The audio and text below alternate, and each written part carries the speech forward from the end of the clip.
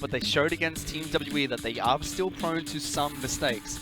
And WE did capitalize on those mistakes a couple of times during that game. Yeah. I mean, the counterpunch was definitely there from Team WE, but I would say that overall EDG looked a little bit more clean. And the man that I would be looking at, though, for that was Ray. He looked super squeaky on that Kled, something that we didn't expect to see. I mean, Ray looked really good. Scout looked really good on the Aurelia as well. He was making the plays during the team fight. Absolutely. Scout was still very solid, and the weird thing about this is that Clearlove was the most invisible member on EDG, but he still did that first step, and we know that Clearlove is the communicator of the team. But Mako stepped up, he became a captain, he became a shot caller when Clearlove disappeared. But Clearlove comes back, and our speculation is quite simply that unlocks Mako to be a monster again. He can still shot call and make plays for certain, but now Clearlove can carry a brunt of the early game burden through the top side of the map. Mid jungle top controlled by him. Mako feels free, and we have seen such a good split from Mako as a result. He's been unlocked almost with Clearlove back in the team, because Mako is by far the best support we have. I mean, and that's hard to say because Ming exists. Ming's good. Is he Mako? Would you put Mako onto RNG? If they were at MSI, when they were at MSI, would you be like, hey, no, you can have Mako? That's a hard question. I'm going to say no, though, because Uzi needs a Ming, and he doesn't need a Mako. But we've seen Mako and Uzi play together before, I believe, at All-Stars, and they were still successful. So you give them credit, both very good. But that's not what we're talking about. That was a lot of fun to watch. But Mako is a really good support. I think he is by far the best support in the LPL. A lot of people think differently. A lot of people think it's still up to debate, but there is no question that he is good. We got to see him showcase that ability. From what we know, mechanically, we watch him all the time. He's fantastic as a mechanical support, but he's one of the voices of the team. Something that without Clearlove, they didn't have a second voice. Now he's back in. That could be what he's providing to the EDG roster. Yeah, of course, we're now into the second draft phase here, Fish, of our match of the week, and we've swapped sides, so we get straight into this one. And note that EDG have already changed things up. Yep. Shen as well as Swain and Aurelia are their 3 bans this time round. Nocturne, Zoe, and Kaiser were the bans coming out from WE, and EDG's first pick is to take Lulu, a support-based champion. Yeah, the one thing that has changed here from Team WE's bans was the Darius, so we'll have to see if there's any priority towards that one. We know full well that Ray would be looking towards it, whereas on the side of EDG, they got rid of the Aurelia instead of the Nocturne. So swapping bans here with Team WE means that the Aurelia banned. I like that from EDG, just as much as I like that Zoe has to be taken from Scout, because he's a one-trick at the moment. Yeah, don't let him get his hands on that champion. I mean, one team has already allowed him to pick up the Zoe. They regretted it quite early into that match. You should regret it. He is very good at it. We have a lot of amazing Zoe players. But something we have not touched on is the change for WE into game number 2. Camille being thrown into the jungle, and it's not Pepper this time, it's Condi. So 4 members of that goon squad that was running around at Worlds, they're back together, just missing Ben in the support position. Yeah, we're not quite Exodia yet for Team WE, so don't get too excited, but this is a great moment. We saw an amazing performance from Mystic in their last set against OMG when he subbed in, and now we get to see Mystic and Condi. The band of brothers is almost entirely back together. But still, this should be an improvement from them. And we saw some positive signs in Game 1, so we're hoping for more in Game 2. Let's see what they can do, because Pepper looked okay in that first match against EDG. Throughout the early game, looked really solid. It was mid-game and late game where he starts to falter on that Talia.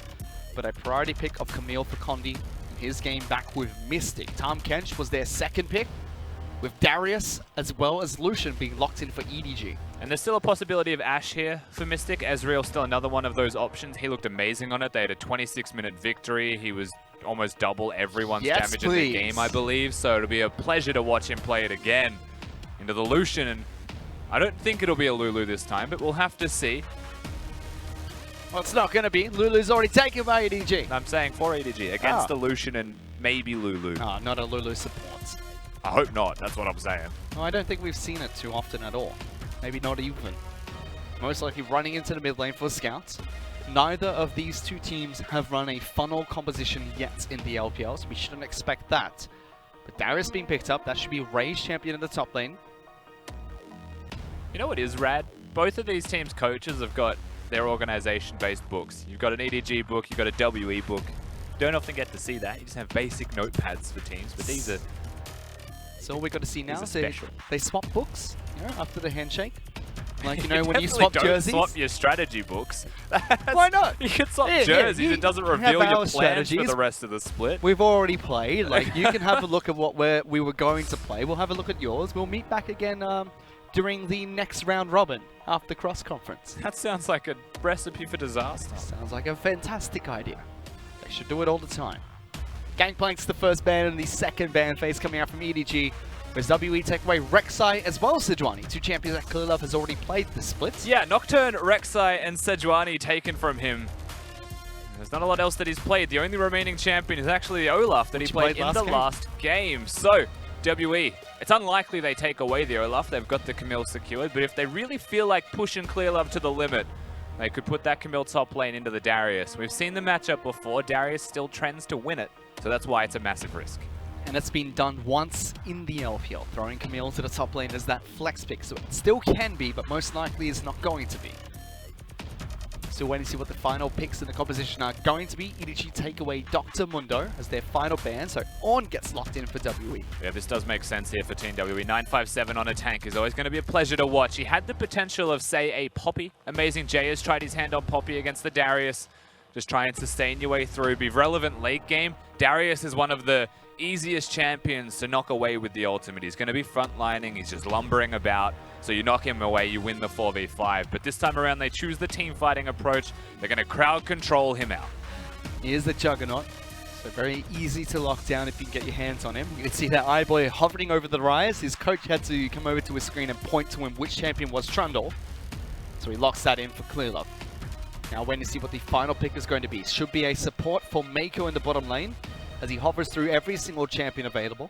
You never know with Mako. You would expect that this does get locked in. Lucian Fiddlesticks again for a controlling 2v2. At the same time, he's got the Gragas. He's got some things up his sleeve that EDG could potentially play. But it's not going to be run straight at team composition anymore. Yes, they have the Fiddlesticks, who can ultimate into the back lines and try and get a good fear off onto Mystic's AD carry. But they did say they had a strategy plan for every single one of WE's AD carries. They have 3 of them. Still going to be Mystic playing in the second match. Curious to see if they have a strategy for Condi in the jungle. He is going to be picking up the Camille. Ryze gets locked in.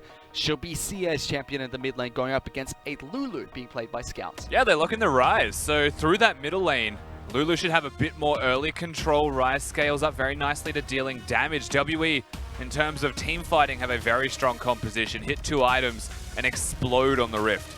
Get those big team fights against your opponents. But that is an ever-present risk when you look at EDG's roster. And they don't have a lot of crowd control. They don't have a lot of engage. But if you run towards a Darius and he gets the stacks, you run towards a Trundle, he can take resistances off you. You run towards a Lucian, you get kited, and Lulu excels at exactly that. So they've got a lot of utility there to deal damage and withstand your damage.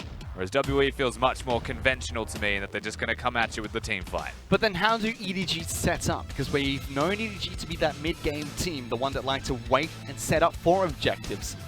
Without the setup potential, without the pick potential, how do they do just that if they're relying on WE to be proactive? I wouldn't say they don't have pick potential. It's a Trundle, Fiddlesticks, and a Darius, so they're absolutely got a lot of pick there. It's just that they're not more conventional in their 5v5 team fight in terms of the style they've chosen here. A lot of this game does come down to the vision. If you can catch someone out, if you can poke them even with the Ezreal, then you'll be set up to succeed. On the opposite side, if you can stop them from sieging, have vision, make them fight for objectives, come towards you and say the Drake or the Baron, then I think that is the best case scenario for EDG. Their composition should be very good at that. EDG were the proactive team in the first game. They've taken away a lot of the tools and utility that had to be proactive in this match, with some pick potential still available. WE, as you said, they're the team that has the ability to create picks a lot easier. Ornn and Camille, 2 champions that come to mind immediately. The protection of the Tarm catch, the damage in the mid lane from Ryze as well. They could be more proactive, and we've seen WE experiment with their playstyles throughout the games they played so far in the LPL. Yep. A couple of them looked good when they go back to their late game scaling. It hasn't looked that great. Let's see what they can do with this engage comp as we head on to the Rift for game number 2.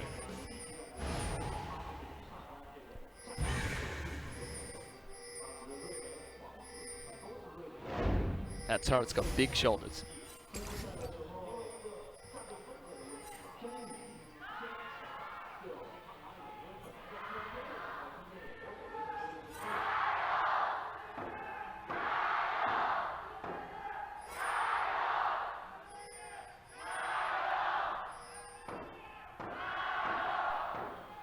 I think we lost a bit of coordination here, I'm going to be honest with you. Threw them off guard. It's completely thrown to wash here. The teams normally wait.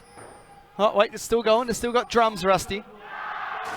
The chants are still equally as loud. We will hit this drum until you get it correct. They've worked it out in the end. The drums, of course, sounding in Xi'an Stadium. WE in their home arena. You saw the signs on the chairs. Their fans are out in force to watch as EDG take them on. You think about it, it makes sense. The teams normally wait for the blue side team to get the cheer first. If a team goes over to the WE arena, they could just, you know, stay silent, not cheer, and then when do the drums start? Play mind games with WE, but they got the coordination eventually. We still heard the cheers from both sides. And junglers are going to start. Early move from Condi here. He's on top side with the red buff. He's not going to be spotted as well. That is a Camille. And we've seen this before. Even damage is a big win for the top lane. But look at Ray. Suddenly so cautious. Safe. He pings the bush they knew. Immediately we see ClearLove move over towards Condi's blue buff. Both junglers started on the red side of their map. We will see the exact same thing coming out from Camille, going over to his blue buff as well, this time taking it away from ClearLove. But there was a ward there we didn't see. Ray playing so safe. Ward was placed in the river, so that spotted out Condi, knowing exactly where he was only looking at the ward that was placed down by 957. Safe start, smart play coming out from EDG's top lane. We saw him pick up the Conqueror rune on his Darius in the top lane. If there's anything that we learnt from watching RNG play yesterday is that a level 2 Camille gank is deadly. It can actually take you down. Having hookshot and flash to cover extra distance means that you can go from that bush in the side of the river into lane. And speaking of going into lane, ClearLove, he wants to go to the opposing jungle. He's about to find a Condi. Yeah, he didn't even finish his Raptor camp. Level 3, but Condi gets the jump and take it down. WE with first blood. I feel like the mind games just hit a crescendo where you weren't sure where anyone was. Perhaps Condi was going to be in his own blue side jungle, but he didn't go there at all. In fact, he went from the scuttle towards mid lane looking for a gank again. And ClearLove just walks into him. And with his loving arms, Condi accepts the 400 gold and says, thank you so much for your donation. Really appreciate it. ClearLove doesn't even clear out his Raptor camp. Hits levels 3 from taking away a couple of the small Raptors and got a Scuttlecrab for himself and now lost both his buffs. See, that's the thing I'm confused about. Scout currently bottom lane though. Are they diving? They're going for a dive onto Missing. Mako taking the turret. He's going to dive for this. Ignite is ticking. Does he have the health potion? No, he doesn't. Missing gets the first kill and on top of that, Mystic. He gets the second one. What is happening? I have no idea. What? What? EDG had a plan, Rusty. The plan is not working. Their plan is currently power inting in the... I don't... Fish? The plan is let's go to game 3 and we'll work it out there. The dive onto a Tom Kench Ezreal. Never in my life. No, you know what? I'm still confused about the Trundle and I'm trying to work that one out. And then in the middle of my train of thought, they went bottom lane to dive. A level 4 Lulu with Cleanse. A Fiddlesticks that doesn't have a stopwatch, and you wouldn't have it this early in the game either way. Whether you're pressuring or not, Mako was always going to die there to an Ignite. At best case scenario, they get Missing. And they make a trade, and it's a non-favorable trade. I really don't understand, and I want to justify it. I want to give them benefit of the doubt. Like, maybe even just damage and leave is an okay strategy. But they didn't even do that. It would have made sense if iBoy and Mako had a really good level 1 to level 2. They managed to chunk out Mystic and Missing to below half health. The worst thing, though, is that they've given a tier over to both tier stackers at 4 minutes in the game. You know, you've got the kill and the assist in the mid lane on the first blood from Xi'an. He had the teleport, so very favorable timing, and then Mystic the exact same moment. So those scaling champions from WE are coming well and truly online earlier than they would be otherwise. That does still give a window of opportunity. Condi still goes for another gank. No flash available for Mako. Mystic goes aggressive for, but iBoy turning it around. Look at that damage. And the window of opportunity was belonging to EDG. Condi tries to make something happen. If he can keep the game snowballing, cascade it further, and just blow the game wide open, then he'd be set up for his team and did exactly what he needs, but not going to happen this time around. EDG still proved too strong. And we're speaking towards those tier stacks. Well, it doesn't matter if they stack sooner if your opponent kills you during that time. We got to look at the handsome man on the screen. Mako had some of the best stats for his supports in the summer split, the LPL. Highest damage, good kill participation as well, especially with the help of iBoy. But 957 and Ray, they're going for a bit of a brawl. Apprehends, stops the ultimate from 957 being thrown back for the knockup. Interesting mind games there from EDG's top laner, Ray. Bottom lane again. iBoy in some trouble going aggressively forward. Can't get that kill, but it will be Fiddlesticks that falls first. Return kill coming out from WE. Clearlove trying to separate Condi, but a good sidestep moves away from the fat part of the pillar. And just comes bottom lane Condi this time. Through vision doesn't really matter because EDG were already fighting. And whether they were bringing Clearlove in or not is irrelevant because iBoy was already dead. Very confusing start to this game, to be perfectly honest with you. It's only 700 difference, but it still feels like if this was a scrim, I'd be boom and going next. But as you said, not much of a difference. In fact, the CS scores are largely in favor of EDG at the moment. Jungle, 10 ahead. Almost 10 in the mid lane. It was 10 in the bottom lane until iBoy fell once again. Oh, sorry, till Mako fell once again. And Missing has died, so there is still a kill on the board for EDG. There's no risk of getting perfect aimed or anything. And they got a trade at some point in this game, which is still nice to have, but it was on Mako. It wasn't on iBoy. And now the Lucian 0 and 2 can't control the lane as much as he would otherwise want to. Something has to change for EDG once they hit that level 6 point and beyond. It's a Fiddlesticks Lucian, so at level 6 their damage is amplified. High damage spells, Tahm Kench doesn't have one. You look towards the jungle position, the same thing, they don't have damaging spells, so I feel like for EDG, you could afford to just bring down Ray again and try and make a counterpunch and get the resets on the Darius and actually just start him snowballing on the top side. That's what they normally do at about the 12-minute mark anyway. EDG decide they're going to play Mahjong in the bottom lane and dive the bottom lane AD carry and support. See if they do it again. They've got a good lane on the top side of the map that's going in favor of Darius. That was actually quite funny to me. He hit the whatever it's called, the explosive plant, and didn't go towards bottom lane with it direction-wise, and then walk towards bottom lane straight after. Like, nice. You just take an extra couple Teemos forwards, and you'll find that all of your problems have gone away. We've seen some interesting Blast Cone mistakes being made over the past week at the LPL. Uzi getting left behind a couple of times as well. A few people being thrown to their death.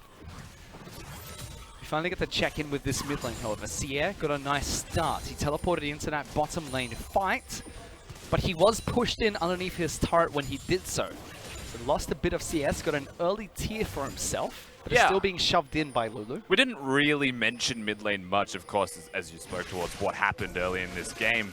Lulu does have a lot of early push against the Ryze. It costs less mana for a Lulu. She doesn't have to build a tier to stack up as well. Can usually control it. I think the fact that she left at level 4 was very surprising, especially towards a bottom lane dive without a jungler. But that push continues, and the continuation of the push and control that Scout has in mid lane is only exacerbated by having a blue buff available. So this does unlock a lot of time for EDG, and you're seeing the results of that time. Even though EDG botched not only the jungle gank into the mid lane, but also the gank into the bottom lane and dive, they still have 3 pushing lanes. Darius pushing in, Lulu pushing in, Lucian Fiddlesticks pushing in, and Fiddlesticks going for a gank. Looking for Missing, fears him up, no flash available. Pillar's going to try and collapse, Grey Health is there, but is it going to be enough? No, it's not! iBoy picks up that kill, Mystic's forced to back away. A good capitalization here from EDG, knowing there's no flash on Missing, so they pick him up, they prey on the bottom lane still, and Condi is not here, he was in base, so walking towards lane to defend his bottom lane now. Maybe a too little too late type of thing. But there is teleports from top lane, there is teleports from mid lane, and that is an advantage of WE. So you can see the EDG, they'll choose to respect it. But they get good damage onto that bottom lane turret, and from the pushing lanes we were talking about, they got an Infernal Dragon. They got another pick, and they've set up this bottom lane outer turret to be taken down later. Although WE had a good start, capitalizing on the plays made by EDG, they got nothing but the kills from it. So it's still just an 800 gold lead for WE, and that's going to be taken away if EDG get the first turret. It was mentioned on the desk that WE are one of the best counterpunch type of teams. Their counterplay has always been fantastic, so at the end of the day, perhaps it was just WE being far too good at dealing with whatever is thrown at them. The turtle rears its head out, finds a bad guy coming, and just puts up its defenses, so EDG couldn't get that successful dive down there. You still have to give credit to EDG for bouncing so strong back into an advantageous position. The gold hasn't changed, but the scaling dragon being an Infernal, the next one being an Infernal as well, the opportunity is there for them. And nothing's really happened at level 6, especially from the Camille, from Condi, that is 2-0. Play well so far, Condi. Right place, right time on this Camille. For the most part. Haven't seen him play with Mystic for some time. Mentioned it, WE has that Exodia composition. He brought Ben back as a support. They were the longest standing team that played together as 5 for the longest time in the LPL. Yeah, the thing that's promising to me is if this is WE with Condi and Mystic playing, then perhaps you can add Ben and it's even better. The cohesion from Mystic and Missing should be aptly named there. It is both Mystic and Missing. They haven't been doing too bad, however.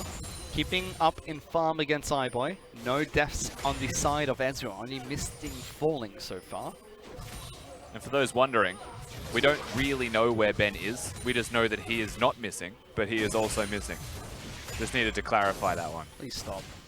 You are not Freak. I'm not ever going to claim that I am. Thank you for clarifying. Stop the puns! Cull was picked up by Mystic. And that's slowly being ticked up, so a good advantage for Mystic when he completes that. Looking for his item power spikes. Mana Immune already complete, trying to build towards that Muramana as fast as possible. Blade of the Ruin King up for iBoy, so a nice spike for EDG. And it seems like Infernal Dragon will be that next big point of contest between both WE as well as EDG. When that spawns, these two teams should be looking for a fight there. And the power spikes on both sides are going to come into play. It really seems like who can execute the composition better. Yeah, and I wouldn't count the chickens, however, before they hatch. There is still a Rift Herald on the opposite side of the Rift, and EDG may actually consider that one. 2 Infernal Drakes is quite an overburdening amount for WE to have to contest with.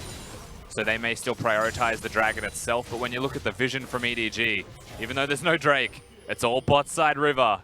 In prototypical EDG fashion, they are set up around here. It's the blue buff currently, though. And teleports. Double teleports from both top laners. Scout going to get locked down first. Subjugate going down, but Condi's going to be the first target. 957 stuck, however, as Mystic wants to try and defend his top laner. Ray wants the kill. Flashing over the wall, but the rest of the fight. See it, picking up one. Scout looking for the next one. Clearlove jumping over, kills him before the portal takes him back to blue buff. And Missing is just going to get a bunch of missing pings because he gets slowed down for a double kill picked up by Scout. And iBoy has no time to go towards the Tahm Kench. He's pushing bottom lane right now. He's going for the objectives. EDG, they find the opportunity. We spoke about their vision. We know that they come bottom lane this early on into the game, and they were given time to set up. You let EDG set up, you let EDG win that play. That's exactly what we saw. And it's 200 gold away from a 3,000 gold swing for EDG. 1.5 down, then this play happens. And this is very clear cut from EDG. Once again through the draft, the game plan is kill the Camille if he goes forwards. Ray is the only person who really makes a big mistake here, trying to flash over the wall and find himself an Ornn. Of course, he does find a Mystic that he has to be careful of at the same time, so the rest of EDG carry the rest of the team fight through. Scout and Clearlove, the dynamic duo, it feels like, of mid and jungle, do all the work. And that was the big question towards the end of Spring Split. Who had the best mid-jungle synergy? RNG and Invictus Gaming looked so good in that aspect. JDG, the likes, they had good synergy, interesting strategies coming out from... How do you even accidentally do 18 damage? Poor guy. But mid-lane jungle synergy looking so good for EDG. And that damage from Condi there, showing that, you know, Seer, he's pulling his weight. But Camille, all he could do was lock down Scout and followed up with dying. Yeah, absolutely. And of course, now you're against the Darius as a Camille. So you've got to get that stopwatch in as soon as possible, but it's only one use. So you've got to make sure that one counts and you can scale up, maybe get some kills from it. It's from this point onwards, whilst the gold is still only 1,000 in advantage of EDG. You mentioned it before, they're very close to blowing it out to 3,000. Now they've been able to lane swap, they've been freed up. Mako on the Fiddlesticks is now free to move. It's always a scary prospect for WE to have to deal with. And they have that pick potential available with the use of Mako, the likes of Clearlove, the two playmakers for the team. They could very easily move up towards this Rift Herald. WE are going to try and take it. Infernal Dragon is up and online, so 2 objectives for these 2 teams to look towards. And if we take a step back and look into the mind of Team WE, they try and do the Herald just assuming that EDG would go to the Dragon. So they actually misposition themselves, just expecting things from their opponents. Good locked down. Clearlove in a lot of trouble, actually. Forces the ultimate coming out from Scout. WE going to look for a fight. Ornn is close by and throws out the ultimate, it's on. slows down 3, gets the knock up onto 1, and it's immediately popped as Zyboy just jumped on. Mako tries to dash in and save his team. Lulu being locked down by Sia. Condi gets the kill, trying to deliver it in the back lines. Rise with the express delivery. That's not Jingo, Nowhere it's to go. WE, forcing EDG back onto their side of the map. Oh, more ultimate's gonna come out, missing, keeping Ray trapped. The top laner from EDG in some trouble. 957 collapse. Ray's gonna try and fight this one out. Meanwhile, Fiddlesticks is on a long run as well. Ray wants to try and turn one around, but could use it a stopwatch. Missing, gobbles him up. Easy kill being picked up by the support, and that's 4 going to WE. And that's the fight WE needed. They prevent the snowball. They capitalize on EDG stepping too far. It looked like EDG had control of the map. They wanted to make the proactive plays, and suddenly that completely backfires. What was a desperate attempt at just taking a downward trade with the Herald very quickly becomes a team fight, an Infernal Dragon, and still are looking at the Herald after.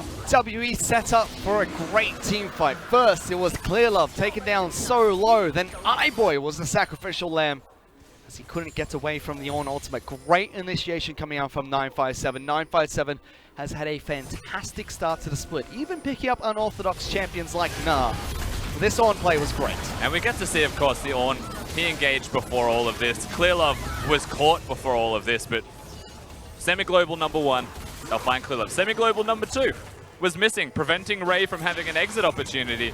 So they're able to route Ray. So much mobility outside of team fighting from WE that unlocks all of this team fight to be successful. And there's that Camille stopwatch we spoke about, able to save him from a Darius ultimate. Ultimate was available for Darius as well, but not able to use it in that team fight. WE catch EDG by surprise, and although WE have that composition that allows them to initiate, EDG should be able to deal with it. That's what a lot of their composition is built around, but quite difficult when your Trundle has less than 400 hit points and your AD carry gets blown up straight away. Because he was tanking turret and got rooted in place by Arise, and it was just followed up with damage. They just stayed too far in top lane. They stayed in mid lane for too long, and they were just punished. And suddenly the fight was just chase them down. WE's composition is extremely good at chasing you down. And we said they have a very traditional style of 5v5. You know, if you catch someone, most likely gonna die. Ranged engage from 957. Well, it's all the easier if EDG just come towards you. Well, WE throw it back at EDG, so it's another 3,000 gold swing to give WE a 1.5k advantage. No turrets being picked up just yet by WE, so all the outer turrets are left standing, but EDG have set up mid lane to fall, and they had their bottom lane AD carry and support in the top lane, sieging that top lane inner. Of course, for those that are wondering, we are still on patch 8.11, which is why there is a banner of command on Scout in the mid lane. He rushed that one before he completed his Luden's Echo to try and control the Rise and perhaps control the Ornn, but there is a Dematerializer on Xia in that middle lane still. Fully aware, of course, of what patch we are on. Yep, 2 more stacks available for him. So if banner is used, he can pop that minion Dematerializer. WE, however, going to try and set up for this Rift Herald. 957 even being called up here. Banner of Command was used in the bottom lane by Scout. So you'd expect 957 is going to be forced down there to deal with that wave. But they get the Rift Herald, going to be able to use that objective later on and try and break open a bigger gold lead for themselves. How do EDG then set up next? Because top lane seems to be their point of attack. They wanted to find Mystic, it felt like, if he just stayed for one more wave, but he's gone back to base. So the opportunity is here for them to push. They could actually step up here and start to hit that structure, maybe break the outer, close the gold difference between these teams. But the risk with this is you've just sent everyone top lane as they have a Rift Herald. WE, however, looks like they're too slow to the punch. They weren't expecting EDG to be up here.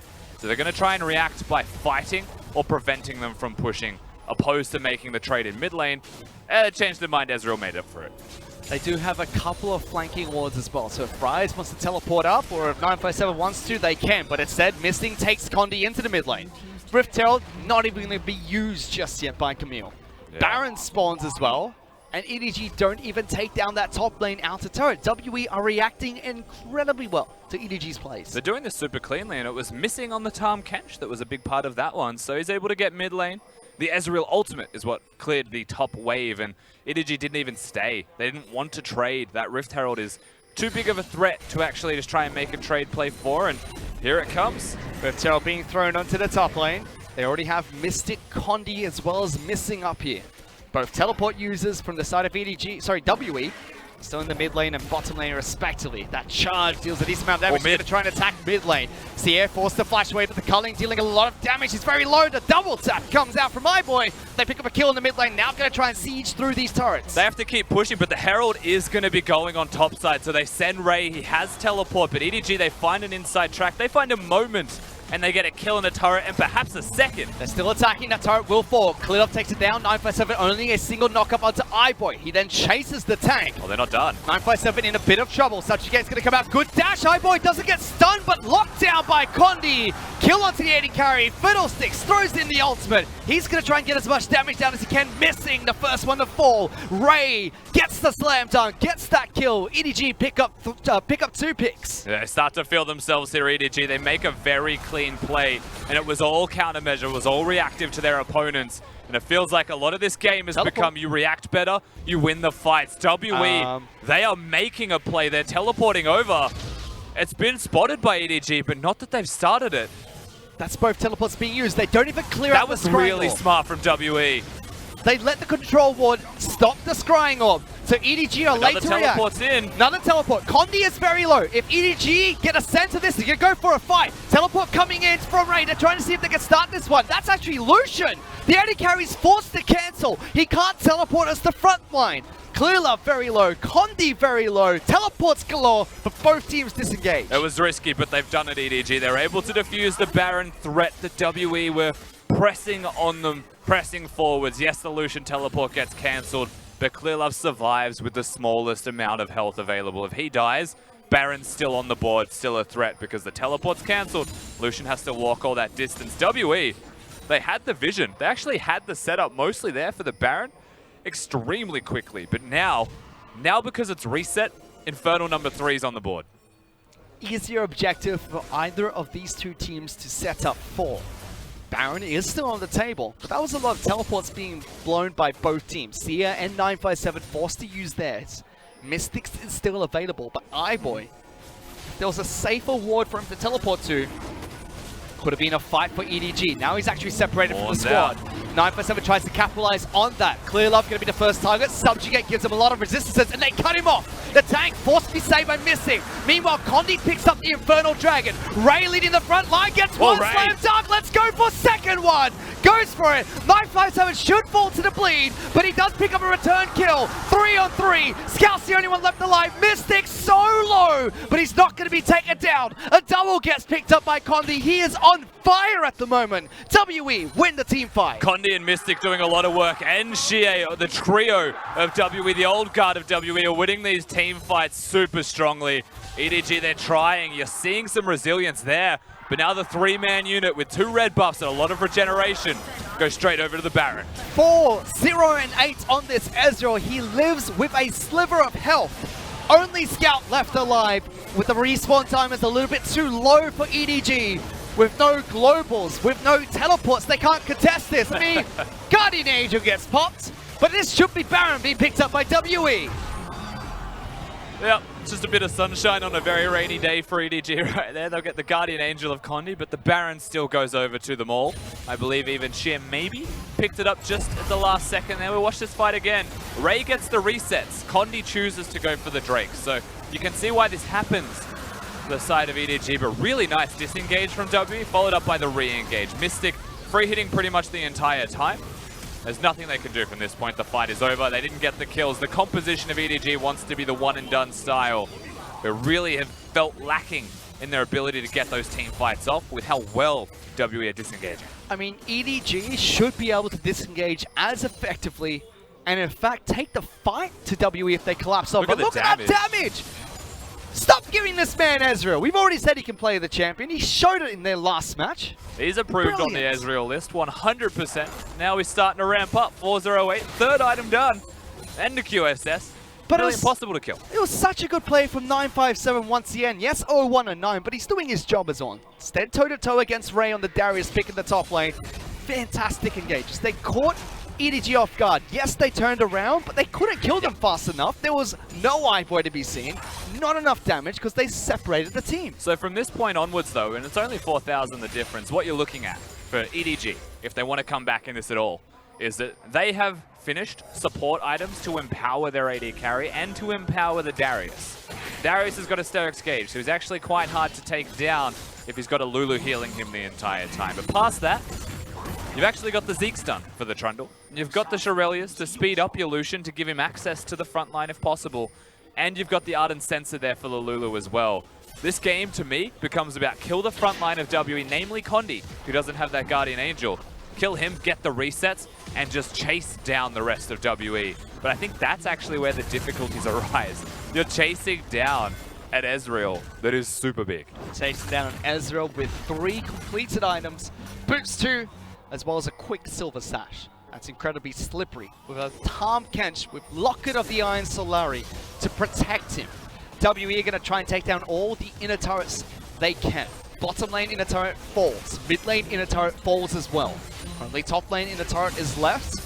And they're trying to see if they can siege mid lane inhibitor instead. iBoy does get that protection, gets a good shield from his team. That's Mystic! Oh my goodness! He's a madman! Aggressive stuff here from Mystic, and actually does push iBoy back to base. But in terms of timing for EDG, they'll be pretty happy with the outcome of that if they can get him back in time. But this is an opportunity, 5 odd seconds, where they can push up, and they should get the turret if they can hit it. Turret is at half health. Cannon minion is chipping away. No banner of command to buff it up, however. Oh, stop it, Mystic. Doing so much damage on this Ezreal. iBoy wants to step up. He wants to try and knock them back, but it's difficult. Too far forward, Rune Prism locks him in. Or in this case, an Arcane Shift for Mystic might as well do the job. Yeah, great stuff from Mystic. Going aggressive, being forwards and taking the one-on-one against iBoy was exactly what the Doctor ordered for Team WE. Actually unlocks themselves the inhibitor. Doesn't take anything more than just the mid lane inhib. And it's one of the more easily defensible situations and placements, especially with a Lucian running around. So it's not going to be the end of the game for EDG. Definitely dire straits. WE well and truly poised to take this one through some super impressive play. Definitely are. About a 7,000 gold lead for Team WE. Firm control to try and take this match. Yes, Baron buff has expired, but they've gone back to base, so most of their members have. Mystic is still farming, missing yet to go back just yet.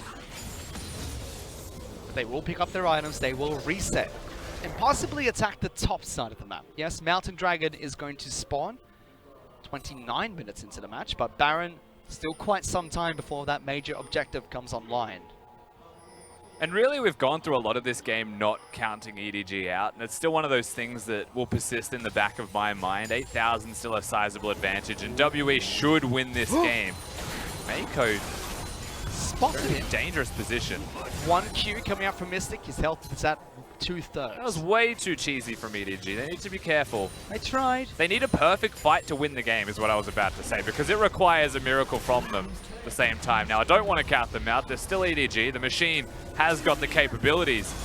But this WE looks completely unstoppable with an advantage. Mystic looks unstoppable with a lead. iBoy forced to use his Essence Reaver as well, using the ultimate, the Culling Burns. That passive's not going to help him out in the next fight unless the Culling comes back up. But right, WE playing this one clean so far. Very methodical against EDG. You could probably force the teleport out of Ray even if he wants to stay bottom lane. WE, an opportunity for them to press up currently. Could be another turret. Oh, Sia's been caught out, missing force to save him. Condi diving into the back lines. Mako gets a big shield, but he gets locked down again. That's the support from EDG. Guardian Angel is going to get popped here. The Ignite was ticking. Sia wants to flash away. Kleos says, all right, EDG, let's go for this fight. Big upper hand. Ray is going huge. He can come on and slam. Mystic's in the base, but iBoy goes toe-to-toe. Forced to back away. Great damage coming out of EDG. They pick up so many kills. The AD carry is going to be next. EDG Ray forced to use the stopwatch, but he's still kiting. iBoy does get the heal. The triumph will heal him back up. So close from this Ezreal, but they find that perfect team fight. And they hold. This is why you can't count out EDG. The composition is designed to do so much damage if they're free to hit. It's off the back of a mistake from Condi. And they'll just go straight over to the Mountain Drake and they'll secure themselves a small objective. But it's taken from WE and it gives them time. If they want to place wards, if they want to place a vision around the Baron, it buys time on the Rift. And this is the follow-up to that team fight. Flashing in, super aggressive. iBoy and Ray doing all of the work. And Mystic trying his hardest to carry. just constantly kiting, but his team died already. Oops. He was close to making that play. iBoy face slammed a couple of walls here, but it doesn't matter too much in the end. My goodness, Mako also dying on the back half of that. iBoy so low both times. Triumph, man. Before and after the shield coming out from Scout, barely lives. Red buff almost kills him. EDG almost gets an ace, but they are still 6,000 gold behind Team WE. They burn, however, crucial abilities and crucial items. Guardian Angel knocked off Condi again. iBoy's picked up one of his own. Yeah, there's 2 GAs now ready for EDG where they may not be available for their opposing side. The QSSs will be up though, as in terms of summoner spells, however, only the Ignite for WE is up. EDG have still got sums on their mid laner, so they have got some utility. This next 5v5 is just going to be a raw front-to-back battle with no summoners to make the difference. Luckily for WE, they did take down the top lane inhibitor turret. Inhibitor still stands, but they did at least break the base and got a little bit of gold for them on the back half of that fight. Still 7,000 gold lead for WE. I do think that the mid lane inhib is about to respawn, if timing is correct in my head. Unless they took it again without me paying attention. Should be no more super minions spawning from what I can see. Yeah, so that'll be up soon. That coincides in timing extremely well with the Baron being up. Mid lane access is hard to achieve with super minions naturally pushing, and mid lane priority is always a big deal. You can actually hear the announcer there. It's about to come up after this next wave. This should be the final wave with the super minions. Yeah, so this is actually it for WE. If they win a team fight, they win a game. For EDG, if they win this team fight, they're poised to win themselves. They've finally, even with a goal deficit, have brought themselves to an equal footing fight. They're going to try and fight for this. Rift Herald, or Rift Scuttle, I should say, is going to expire, so WE don't get the invulnerable vision anymore. Yeah, you're looking at actually one more wave from EDG. Push mid, get access to the Baron, get access to the river, maybe even get into WE's jungle. You can see WE fully aware of that, of course, if they could catch them out on the rotate. There are items to buff up iBoy. We talked about it earlier, but Ardent Sensor, Zeke's Harbinger both available. Even for Mako, Shirela's going to make sure his team runs fast. That's crucial for not only Clearlove and Ray, the melee champions of the squad, but for iBoy to dash around. Essence Reaver was a crucial item in the last fight that wasn't able to be used by iBoy. Look at Scout. He's currently chasing a wave to put a banner of command on it. I think he's just going to recall for an item again. Because he was waiting in base for an item. He's like, damn it, that's the cannon wave. Had to home guard his way over to the wave. He's got no teleport.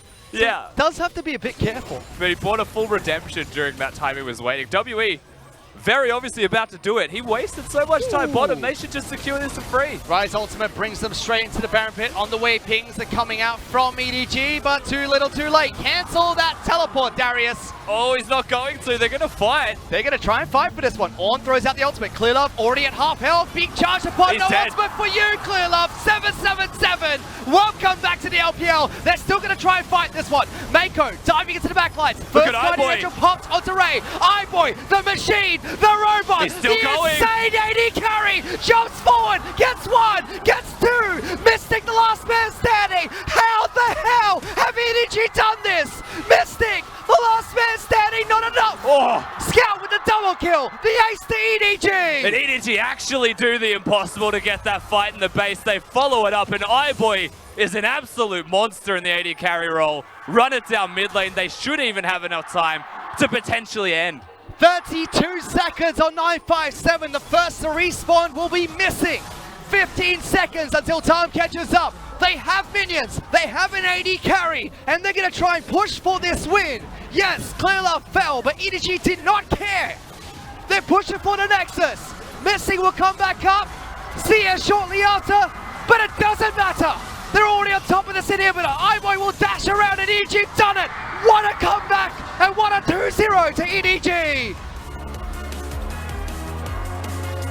And EDG show that the composition can still mean a great deal for you. WE had that victory in the palm of their hands, and they lose it in one team fight. They give an entryway to EDG to fight in the middle, and they lose the second team fight. And the thing is, that was a 4v5. Clearlove just dies immediately, does nothing for the fight, doesn't even give an ultimate off. And EDG are just good enough individual players that you give them a sniff, they get the game from it.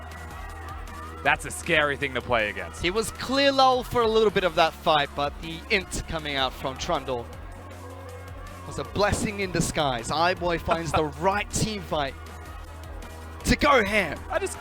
They were actually in competition to die the most in the first 4 minutes, and they still find a victory. That's the thing with this team, man. How did they turn it around?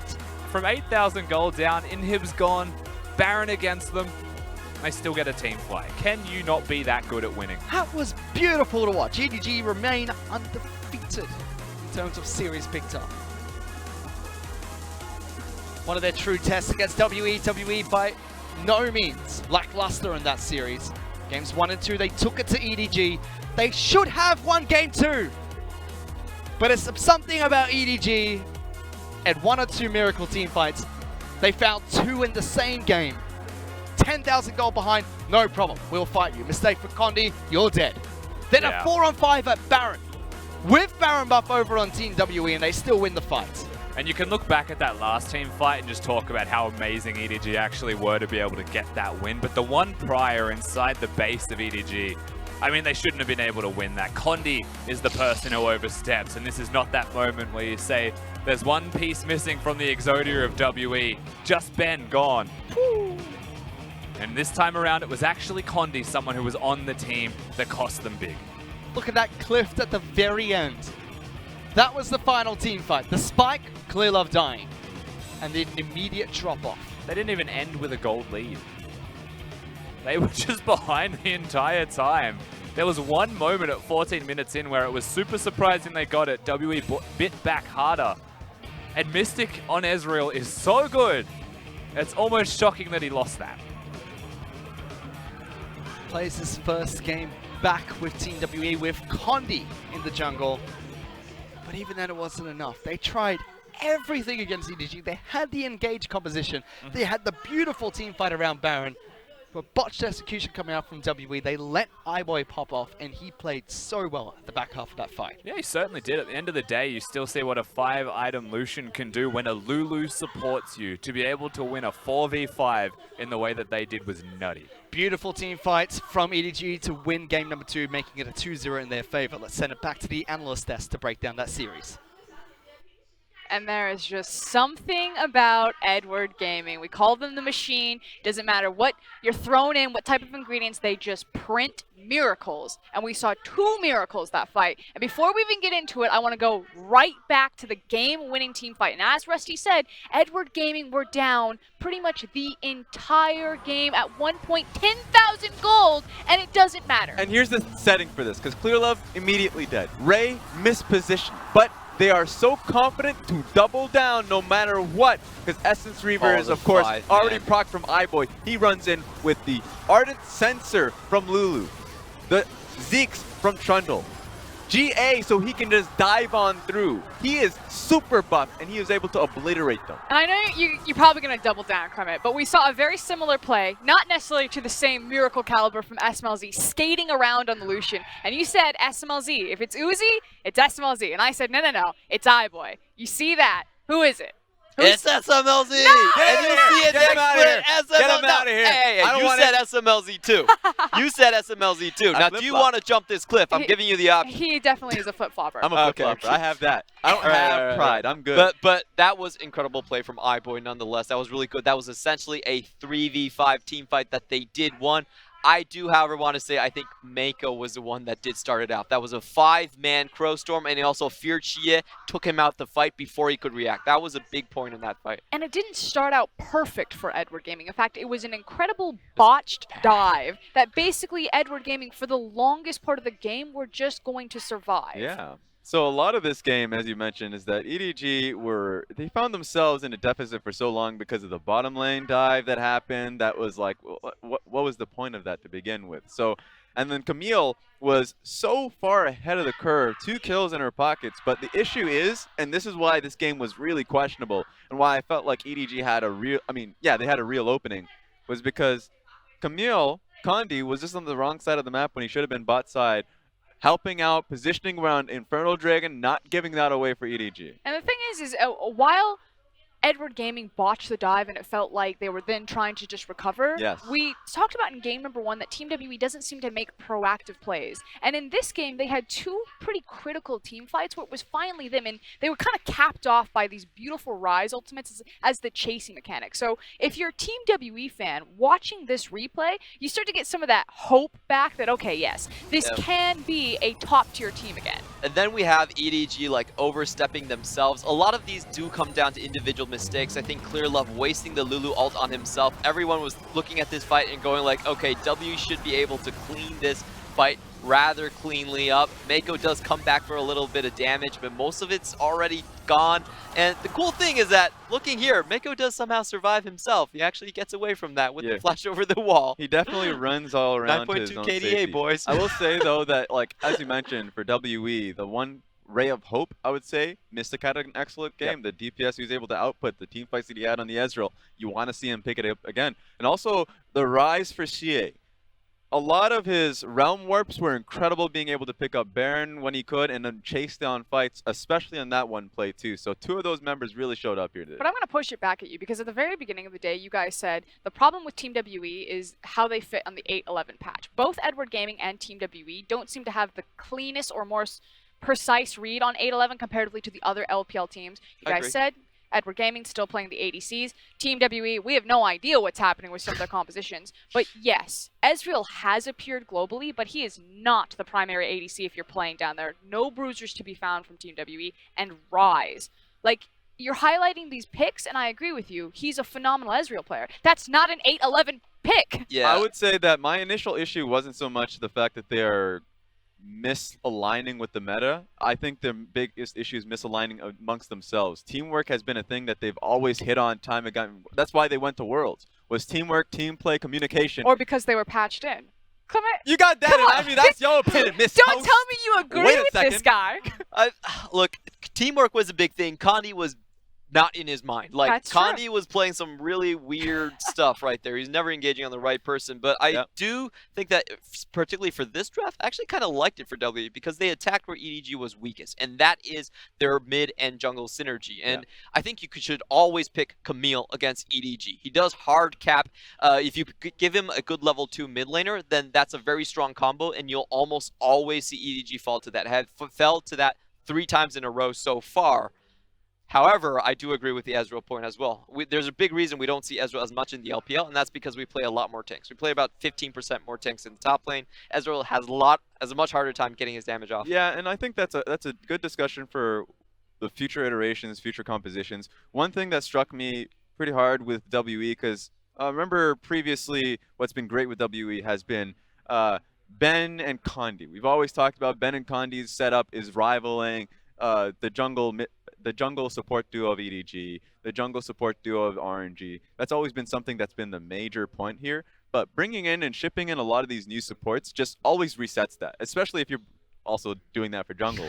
So that is no longer the identity for WE. They no longer communicate between each other, or at least not effectively, to create vision control on the bottom side. They have such massive leads, and they don't know how to essentially be able to use that for the dragons that they've been losing, for the bottom lane pressure that they've been losing for us. Raz, 9.5K. if your point is that Team WE should be expected to fail right now because they need to go through the growing pains of their brand new roster, then why do they keep failing in exactly the same way that they have been for the last, split, like 10 weeks? Look, if Celestial had stayed, I would have levied that as a problem.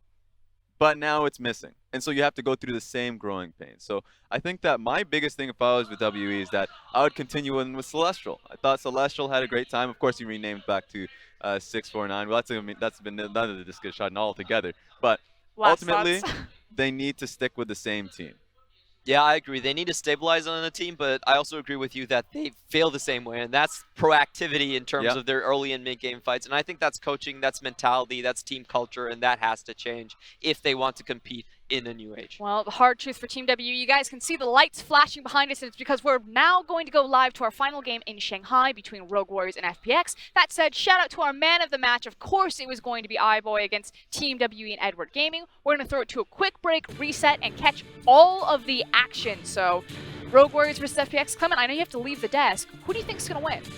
Rogue Warriors versus FPX? Yeah. I voted for Rogue Warriors all the way because SMLZ is the second best AD carry behind Get out of Uzi. here. Ship him out immediately. He's not on my I screen for can't hear that. This MVP. is iBoy on the He's screen. great. He's great. He's great as well. But he's got Mako. So there you go.